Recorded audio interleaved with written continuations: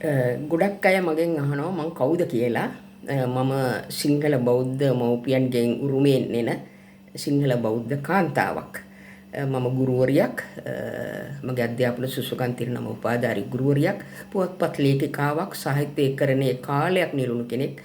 අවුරුදු 30කට වැඩි පුවත්පත්වල ලිපි ලියූ කෙනෙක්. දැනට ගායන ශාස්ත්‍රයේ ගායිකාවක් හැටියටත් ගීත කීපයක් ගායනා කරලා තියෙනවා මගේ ආත්ම තෘප්තිය සඳහා. ඉතින් කොහොම නමුත් අද මේ රට ඇතුලේ ගොඩක් අඳෝනා චෝදනා විරෝධතා මතුවෙනවා. දැන් මගේ මතය මේකයි. මට කිසිම දේශපාලන පක්ෂයක් මම නියෝජනය කරන්නෙත් නැහැ. කිසිම දේශපාලන නායකයෙක් වෙනුවෙන් මම කතා කරන්නෙත් නැහැ. මේ මගේ ස්වාධීන මතය මම ඉදිරිපත් කරන්නේ.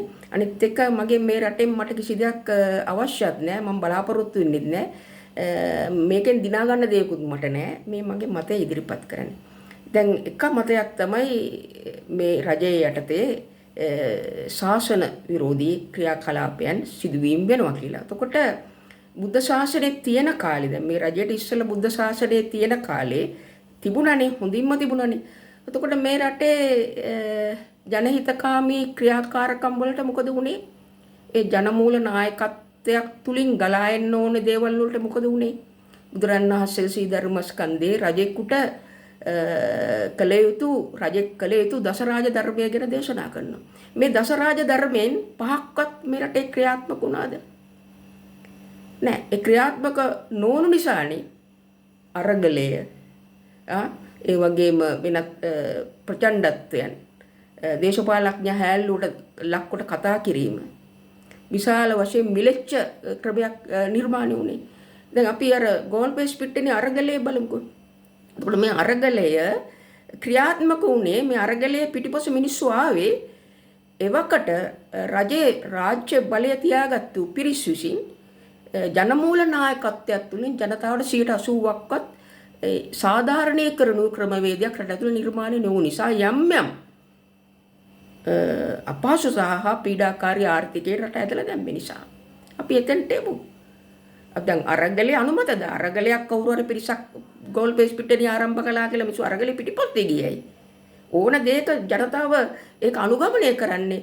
ඒක තමන් හරිය කියලා ගොඩනගා ගන්න මතයක්. ඒ ජනතාවට රටට යම්කිසි අසාධාරණයක් සිදුවෙමින් පවතින නිසා සිදුවුණු නිසා. එතකොට මිලෙච්චත් රට තුල ගොඩනැගුණේ කොහොමද? දැන් සුනාමියෙන් බැටකාපු ආර්ථිකයක්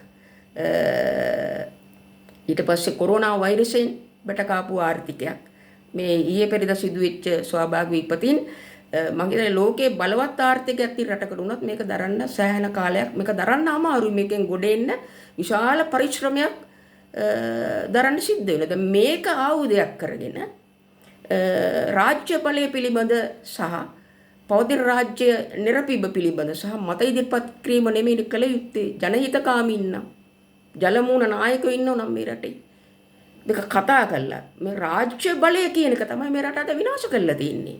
මට මන් දකින විදියට ඉතා ශෝචනීය තත්ත්වයක් මේ රට ඇතුලේ තියෙන්නේ. දැන් සමහර ජනතාව මේ ආපදාවත් එක්කම අවතීර්ණය වෙන මහජන නියෝජිතයන්ට ගියාම පළාත් ගම් පළාත් වල ප්‍රදේශ වලට ගියා පළවාරිනවා. ඒතකොට මේ ජනතාවගේ චින්තනය තුන රෝපණය වෙලා තියෙන්නේ මොකක්ද? අශීලාචාර චින්තනයක් නෙමෙයි. ඔවුන් බලාපොරොත්තු වෙච්ච ඉලක්කවලට ඔවුන්ට යන්න බෑ. යන්න බැරි තැන ඔවුන් මේ ස්වාභාවික පත්වලින් බට කාලා අසරණ වෙලා ඔවුන්ගේ පීඩනය පිටගෙන මේ පීඩනය පිටවීම හැමතැනම රටක තියෙන්නේ. කවුරුත් අරගලයට රෝණ විජේවීරලට බනින්න එපා. රාජ්‍යයක් සාධාරණීකරණය වූ මහජන දේපල සම්පත් නිසියට කල්පනාකරණය කළා මේ ලංකා සිටීම ඇතුළේ ඉන්න කෝටි 2 කෝටි 20 ලක්ෂයක් විතර ජනතාවට සාධාරණීකරගෙන ආවනම් අවුරුදු 20ක් 25ක් 30ක් මෙවනු තත්ත්වයන් රට ඇතුලේ ගොඩ නැගෙන්නේ නැහැ. දැන් මේ මුවාවෙන් බඩගෝස්තරවාදී දේශපාලනය වෙනවා. අශීලාචාර දේශපාලනය වෙනවා. කුහකකම සහ ඊර්ෂ්‍යා පෙරටු කරගත්තු දේශපාලනය වෙනවා. අපි මේව දකිනවා. නිසා හැමෝම බුද්ධිමත් වෙන්න මේ ප්‍රශ්නෙකදී. දැන් අපි කිව්ව මේ වත්මන් රජය නෙමෙයි රජයක් තිබුණයි කියලා. මේක එකපාරටම මේ ආපදාව නතර කරලා මේක සුරපුරක් කරන්න පුළුවන්ද?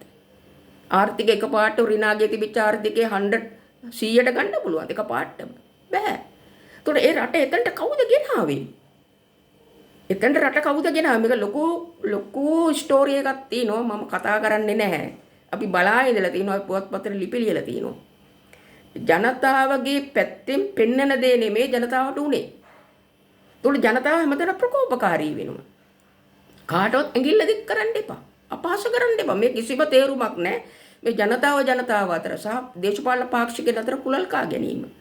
මේකට එකතු වෙලා දැන් සම්බුද්ධ ශාසනය හොඳටම දැන් සම්බුද්ධ ශාසනය නෑ විනාශ කරනවා මොකද්ද මතයක් එනවනේ. බුදු පිළිම වහන්සේලා සම්බන්ධව ගැටලුවක් මතු කරනවා. ඒතර සම්බුද්ධ ශාසනය උපරිම තිබිච්ච කාලේ ලංකාවේ මොකද උනේ? ජනතාවට මොකද උනේ? දස රාජධර්මයේ මං ඉස්සෙල්ලා කිව්වා වගේ 10න් 5ක්වත් මේ රට ඇතුලේ ක්‍රියාත්මක වුණා නම් මේ රට සංවර්ධිතයි. ඒ දස රාජධර්මය ගැන මම දැන් කතා කරන්නේ 5ක්වත් තිබුණා නම්. ඒ නිසා බොහොම සරල දෙයක් මේක තේරුම් ගන්න. මේක විශාල අවුලක් කරගෙන නූල් බෝලයක් වගේ පටලෝගෙන හැමෝම කෑ ගහන්න එපා. මේකේ අපි හැමෝම දේශපාලන පාක්ෂිකයන් රාජ්‍ය බලයට වඩා ජනතාව පැත්ත හිතන්න. මම ඉස්සෙල්ලා වීඩියෝ එකෙන් කළේ මේ රටේ ජනතාව පදිංචි කරවීමේදී කඳුරට ප්‍රදේශවල නුවරඑළිය නුවර දිස්ත්‍රික්කයේ මාතලේ බදුල්ල ඒ වගේ දිස්ත්‍රික්ක පදිංචි කරවීමේදී කිසිම භූවිද්‍යාඥයෙක් යටතේ ඒ පදිංචිය සඳහා සුදුසු සහතිකයක් නිකුත් කළා නැහැ. කාලයක් යනකොට වායුගෝලය, ජලගෝලය, ශිලාගෝලය යම් විපර්යාසයන් වෙනකොට මේ වගේ දේවල් සිද්ධ වුණා. අපේ අහිංසක පවුල් පිටින් පොළොවට වැළලුණා. ඒක වායුගෝලය. අද මිනිස්සු මුදාහරින සිතුවිලි බලන්න. ආදරය, කරුණාව, මෛත්‍රියට වඩා මුදාහරින්නේ මොනවද?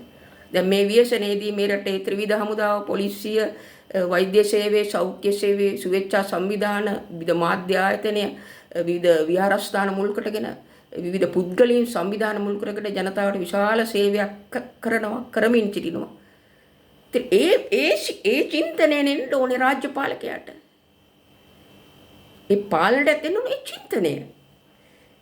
මම මේ කාලයක් ඉඳලා බලාගෙන මේ කතා කරන දෙයක්. ජනමූල නායකත්වය තුළින් ජනමූලය මේක රාජ්‍ය බලය. තමන්ගෙන් අරයට මෙයාගෙන් කාටද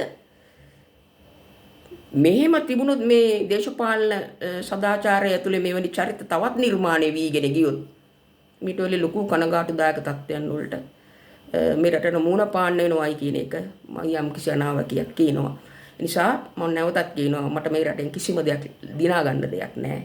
මම පුවත්පත් ලේඛිකාවක් හිට පුවත්පත් වල ලිව්වා. අද වීඩියෝ එකෙන් සමාජගත කළා මගේ කරුණු කවුරුත් කෝප වෙලා විවිධ අදහස් ඉදිරිපත් කරන්න හදන්නත් එපා. මං කියපු දේ පොඩ්ඩක් තේරුම් ගන්න. රටක දේශීය පාලනය කිරීම, දේශපාලන පක්ෂයක ජනමූලත්වයේ සහ එයි මේක සදාචාරයේ මතයි ජනතාව සහයෝගයෙන් සහ සාජීවයෙන් ජීවත් වෙන. ඒ හැම බිඳවැටෙන හැම විටම රට විනාශය කරා යනවා. මම නැවතත් මේ තරකේ මතු කරනවා. බුද්ධ ශාසනය දැන් යම් ගැටලු කියනවනේ. හරි බුද්ධ ශාසනය හොඳට තිබිච්ච කාලේ රට ඇතුලේ මොකදුනේ? වංචාව, දූෂණය, නාස්තිය, රටේ ආර්ථික ගොඩ නොගැනීම, රටේ ජනතාවට අවශ්‍ය කරන ආර්ථික හොඳ පසුබිමක් නිර්මාණය නොවීම,